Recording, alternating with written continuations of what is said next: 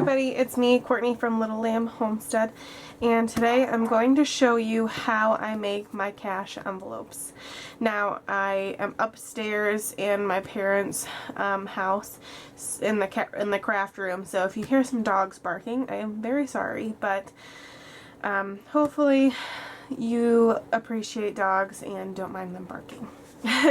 So these are the 4 that I'm going to cut out today. And I'm going to show you step by step, and then I'm also going to write the directions in the description box below. So here's one that I already cut out. My dimensions that I cut out are 6 by 6.5, and usually it's pretty easy for me to count the boxes on this cutting pad that my mom has, and that's typically what I use, but you can use a ruler. That's probably significantly easier, but that's what I'm going to use today. So I usually just turn this over so that way the writing is on the opposite side,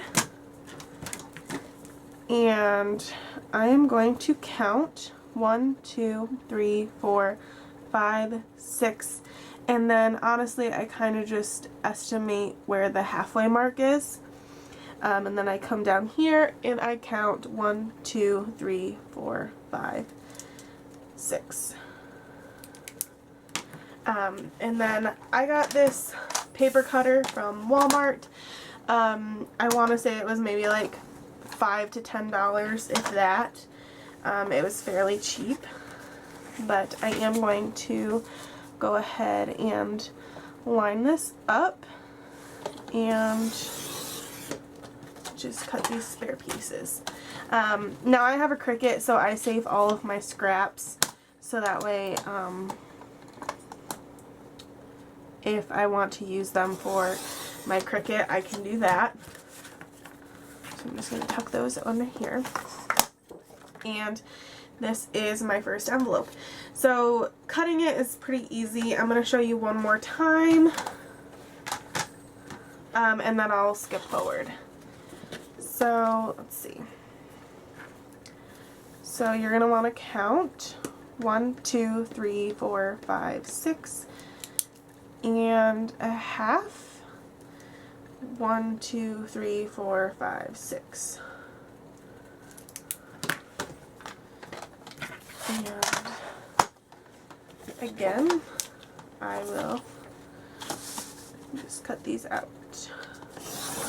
Now, I have seen people make them a little bit bigger, depending on the wallet size that you have. Personally, for me, a 6 by 6.5 is perfect for my wallet, but you could potentially change the dimensions by about a ½ inch, so do 6 by 7 instead. So let me cut out those other pieces. Okay, and here are our 4 cash envelopes. Now, I will admit I was folding these wrong for the longest time. So I now remeasure them, but you want to fold along the 6.5. So when you fold it, you want it to be 3 inches in height and 6.5 in width. This is a bit thicker paper, so it's actually being kind of a pain to fold. So when I measure it out, it is still 6.5 inches long right here, and it is 3 inches tall. I was folding these the wrong way and they were not fitting, so I'm just going to show you that one more time. So 6.5 and fold up.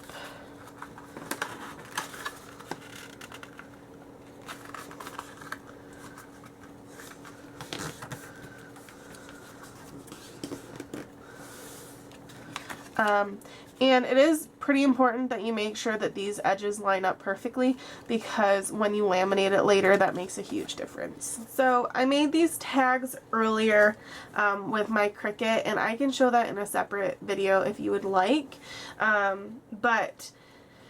Typically I like mine colored in. However, the way that the Cricut was working today, it was just easier to do it like this.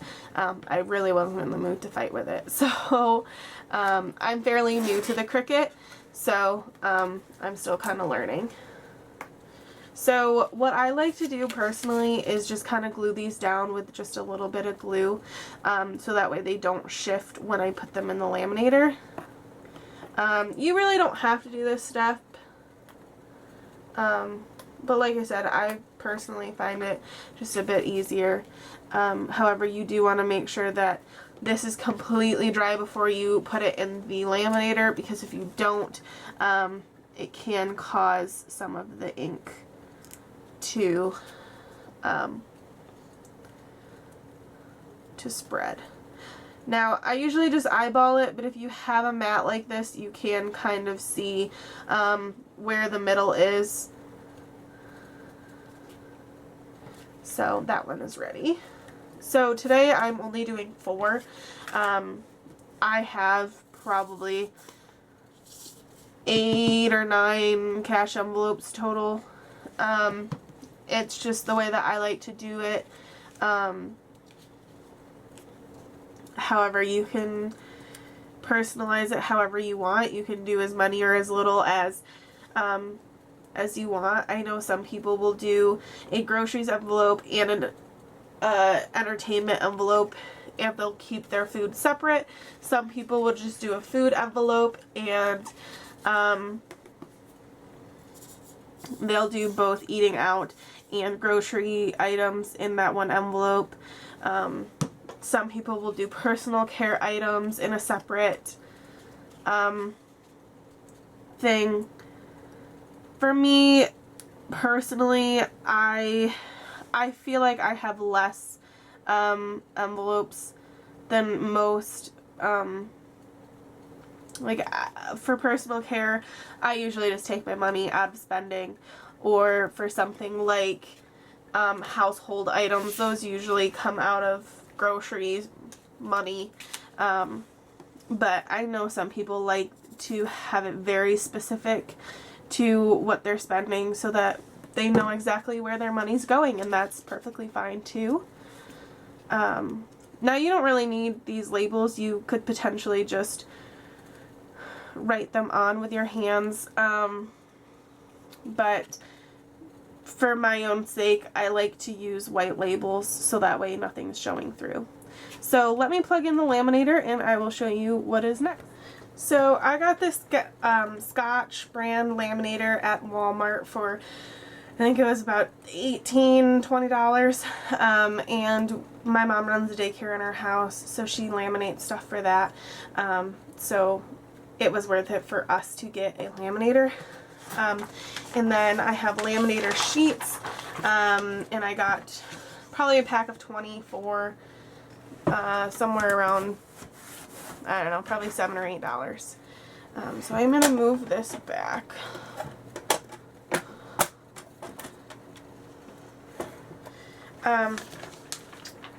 So when I am doing laminator sheets, let's see, they kind of just open up like this. It may be a little hard to see on camera, but I have one from leftover from last time. So what I like to do is kind of just set my cash envelopes in here, and make sure there's enough room for me to cut around them, and I will just lay down the laminator paper like that. And this is where it comes in handy to have these glued down just a little bit before you put it through the laminator, because if you don't, all of these pieces tend to fall like all over the place. I have no idea why, but it's very aggravating when all of these little pieces are falling all over the place and they're just not sticking where you want them to. So apparently I wasn't recording the first time, but as you can see by this blue light right here, that means that it's ready to go. And as I was saying before, there's a part that opens up and there's a part that fuses together.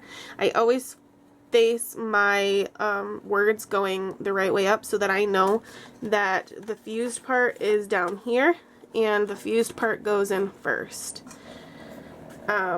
And like I was saying, it's kind of satisfying to watch it go through the laminator for some reason. And I always run it through twice just to make sure that there's a really good seal on it. I probably don't have to do that, but just for my own peace of mind, I like to do that.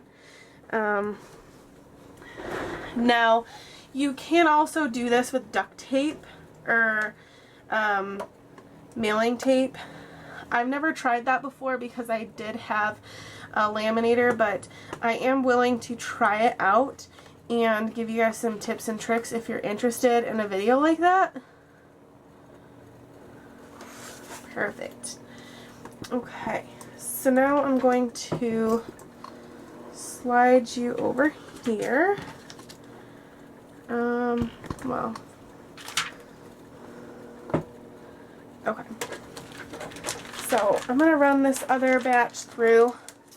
So it's really important to make sure that you leave space around these edges so that the lamination doesn't come undone, because it may be a little bit hard to see, but there is a little air pocket right here that you don't want to cut on. So let's see. Trying to figure out the best way for me to cut this on camera. So I'll start down here with this one, and I will typically leave, I don't know, probably about a centimeter space. And I do hand cut these. You could do them with a paper cutter. Now on the top where the envelope opening is, you want to cut right along the paper line. And this is so that the envelope will open. Let's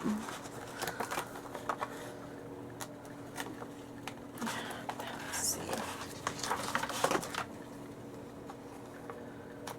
So, a little bit of space.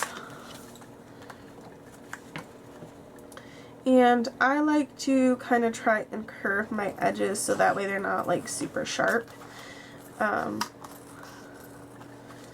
Because I have accidentally stabbed myself before with some of these, because these edges can get super sharp.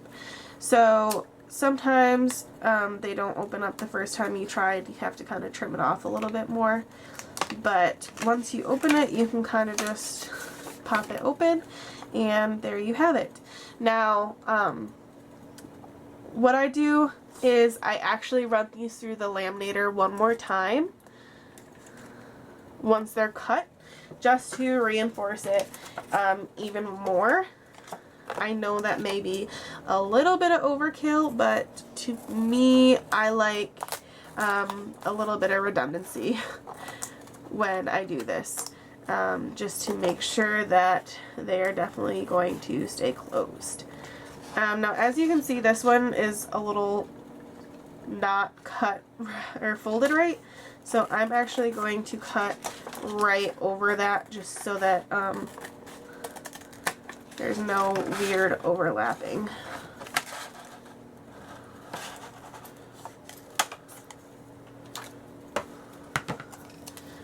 And also this one will open up really nicely, so I'm going to send that through again. It's also like, this one probably didn't need to go back through because it's pretty thin paper. However, these ones that I'm sending through again are a lot thicker. So I want to make sure that these are sealed completely on the edges. So that is how I make my cash envelopes. I'm going to cut the rest off camera because honestly, you don't need to see that. But I would love to know if you're planning on making your own, if you want to see another video where I try to use tape. But I know that some people aren't always interested in making their own or buying their own. So what I'm going to do is offer a giveaway where I'm going to give away these paper envelopes that I bought when I was first starting cash envelopes. They have a really nice tracker on the back. So I'm going to pick 3 winners to get 10 envelopes each, and I'm going to just mail them in the mail to you. So all you have to do to enter this giveaway is subscribe to this channel, like my Facebook page and my Instagram, which will be linked down below, and then comment in the comment section when you are done doing all 3 of those things. And I will pick a winner in about a week. I'll put the date in the description, and I will message you on YouTube where if you're a winner. So thank you guys so much for watching. I hope you enjoyed this video, and I will see you in the next one. Bye!